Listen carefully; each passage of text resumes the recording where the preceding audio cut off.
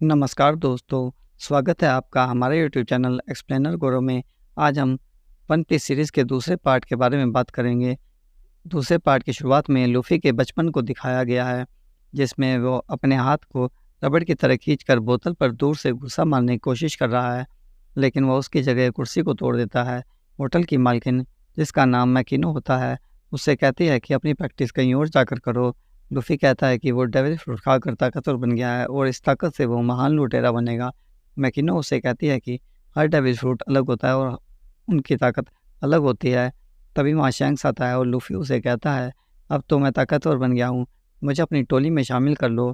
तभी शैंक्स के साथी वहाँ आते हैं और कहते हैं कि मैकिनो ने सामान दे दिया है और हमें लगता है अगले कुछ महीनों के लिए काफ़ी होगा।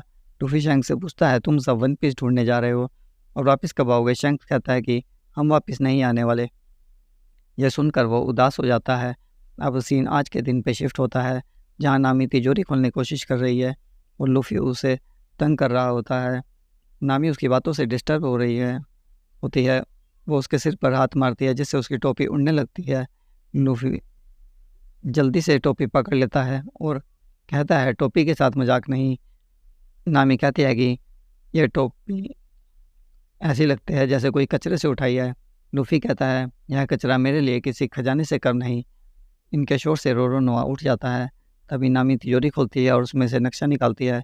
लूफ़ी पूछता है कि ग्रैंड लाइन कहाँ है? नामी कहती है कि तुम्हें उसके बारे में कुछ नहीं पता और वहाँ मेज पर चौक से नक्शा बनाकर समुद्र के हिस्सों के बारे में बताती है।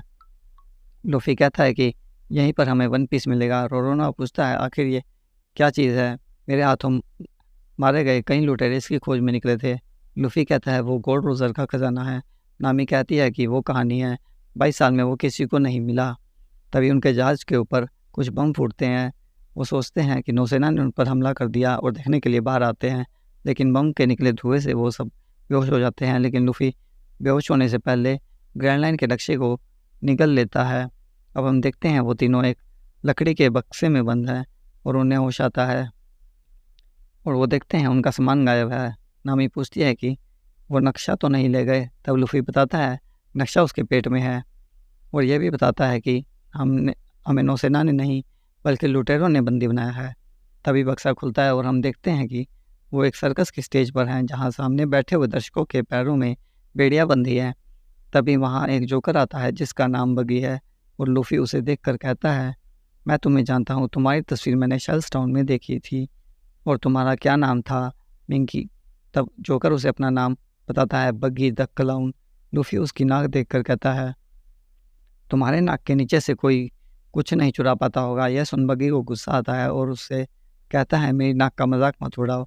और कहता है कि मैं कई दिनों से नक्शे को चुराने की कोशिश कर रहा था, लेकिन तुम नौसिखिया ने वो नक्शा चुरा लिया। लूफ़ी कहता है, वो नौसिखिया नहीं बल्कि लुटेरों का बादशाह बनने वाला है।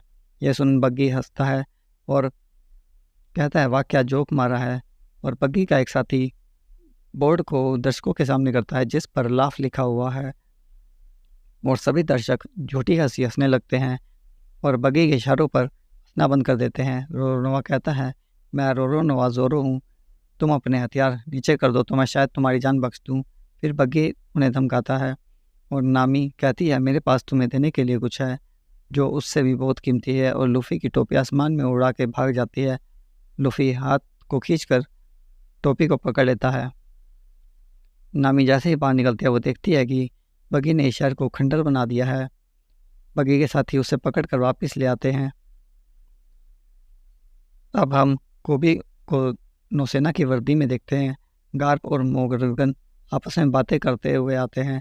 मोर्गन कोबी की तरफ इशारा करके कहता है, ये नए रंग रूट ने मेरे बेटे की जान बचाई। गार्प उससे पूछता है कि क्या तुम नए भर्ती हुए हो? कोबी कहता है कि आज सुबह ही आया हूँ। अब हम देखते हैं कि नामी एक पिंजरे में कैद है और रोरोनोआ लकड़ी के गोल तख्ते के साथ बंधा हुआ है। नामी ताला खोलने की कोशिश कर रही है। तभी उन्हें लूफ़ी के चीखने की आवाज़ें आती हैं और हम लूफ़ी को देखते हैं जिसके दोनों हाथ और पैरों को बांधा हुआ है और रबड़ की तरह खींचा जा रहा है। बगी उससे नक्शा पूछता है कि वो कहाँ है, लेकिन वो नहीं बताता। तब उसके हाथों और पैरों को 10 फीट और खींचा जाता है। बगी उसकी टोपी खींचकर कहता है, मैं एक लुटेरे को जानता हूँ जो ऐसी टोपी पहनता था, उसका नाम शैंक्स था और कहता है कि कभी हम एक टोली में होते थे लेकिन उसने मुझे धोखा दिया और मेरी स्पॉटलाइट छीन ली। और फिर लूफी से पूछता है क्या उसने तुम्हें भी धोखा दिया। लूफी कहता है उसके बारे में बुरा मत बोलो। बग्गी अपने साथियों से कहता है इसके हाथ और पैर को और खींचो, लेकिन वो अब खींचने से मना कर देता है और कहता है तुमने हमारा शहर तबाह कर दिया और हमें बंदी बना दिया, क्या इतना काफ़ी नहीं है। बग्गी उन दर्शकों में से एक बच्चे को उठाता है और कहता है कि क्या तुम्हें लंबा होना है। इस पर लूफी गुस्सा हो जाता है और खुद को खींचकर आज़ाद हो जाता है और बग्गी को अपना गुस्सा मारता है जिससे उसका सिर अलग हो जाता है, लेकिन उसका सर वापस जुड़ जाता है और कहता है कि उसने भी डेविल फ्रूट खाया है था जिसका नाम चोपचा फ्रूट था और अपने हाथ को अलग कर लूफी के मुंह के पास ले जाकर एक बम फोड़ता है जिसके धुएं से वो बेहोश हो जाता है। अब हम रोरोनोआ और नामी को देखते हैं। नामी अभी भी ताला खोलने की कोशिश कर रही है। तभी वहाँ बग्गी का एक साथी आता है और रोरोनोआ से पूछता है कि क्या तुमने मुझे पहचाना, और उसके पेट में घुसा मारता है और कहता है मेरा नाम कबाजी है, तुमने मेरे भाई को मारा था। अब कबाजी नामी की तरफ जाने लगता है लेकिन रोरोनोआ उसे बातों में उलझा कर रखता है जिससे नामी ताला खोल सके। कबाजी उसके गोल तख्ते को घुमाता है और चाकू मारने लगता है। अब हम गार्प को देखते हैं। वो कोबी से उसके बारे में पूछता है और कोबी कहता है कि ये मेरा पहला दिन है। गार्प कहता है कि ये घबराहट की वजह नहीं है। कोबी कहता है कि वो नौसैनिक बनना उसका सपना था। गार्प उसे डराता है और कोबी उसे बताता है कि अलविदा ने उसे बंदी बना रखा था और लूफी ने उसे आज़ाद कराया। गार्प कोबी से पूछता है कि कहीं तुम उसके एहसान तले तो नहीं दबे हुए। कोबी कहता है कि वो एक लुटेरा है और लुटेरे सिर्फ सज़ा के हकदार हैं।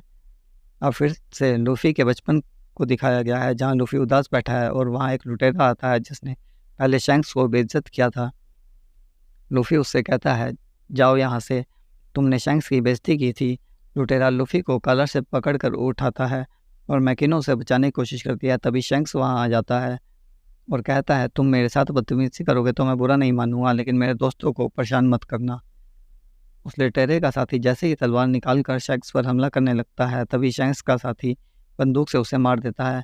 अब शैंक्स और वो लुटेरा और उनके साथी आपस में लड़ते हैं। शैंक्स उस लुटेरे के साथियों को मारता है और पूछता है लूफी कहाँ है।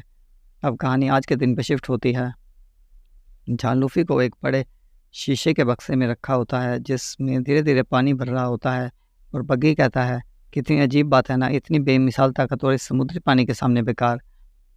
और अगर तुम मरना नहीं चाहते हो तो मुझे नक्शा बता दो कि वो कहाँ है।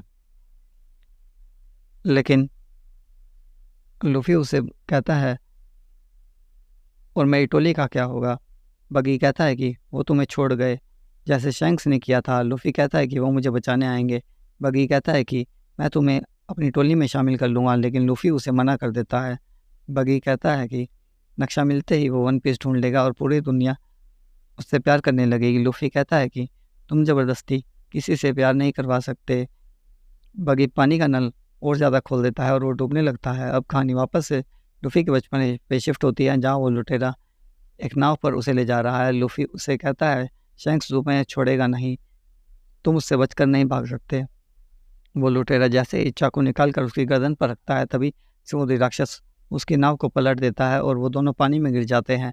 लूफी डूब रहा होता है तभी शैंक्स उसे बचा लेता है और अपनी नाव पर खींच लेता है।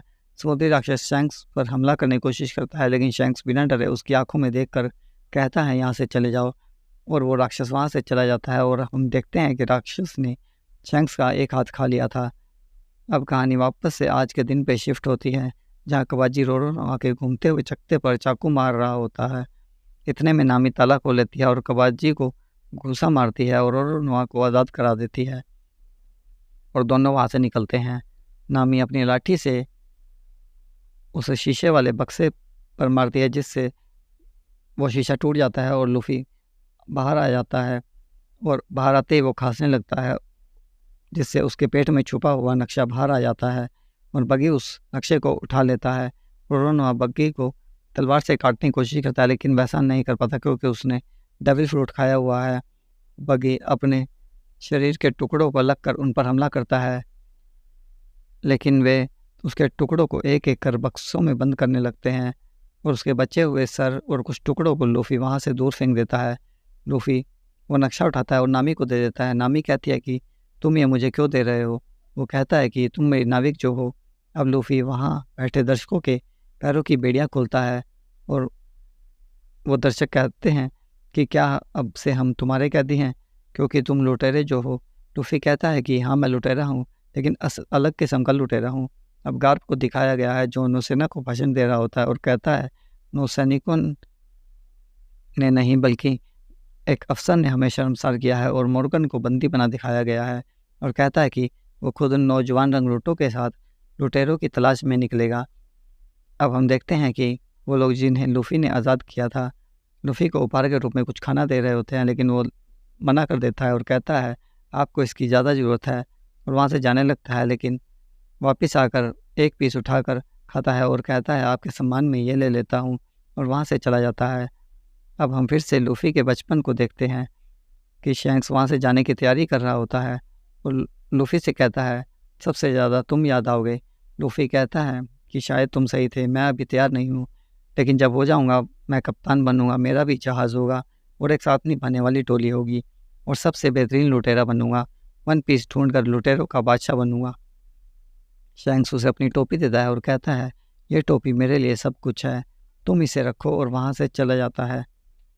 अब कहानी आज के दिन पे शिफ्ट होती है जहाँ हम देखते हैं कि नामी उसकी टोपी को ठीक कर रही होती है जिसे बग्गी ने ख़राब कर दिया था, और हम देखते हैं कि नामी ने फ़ोन को छुपाया हुआ होता है और वो छुप कर किसी को फ़ोन करती है और कहती है उन्हें बता दो नक्शा मिल गया। दूसरा पार्ट यहीं पर ख़त्म हो जाता है। अगर आपको हमारा एक्सप्लेनेशन पसंद आया हो तो लाइक और शेयर करें। अगर चैनल पर नए हो तो सब्सक्राइब करें। धन्यवाद।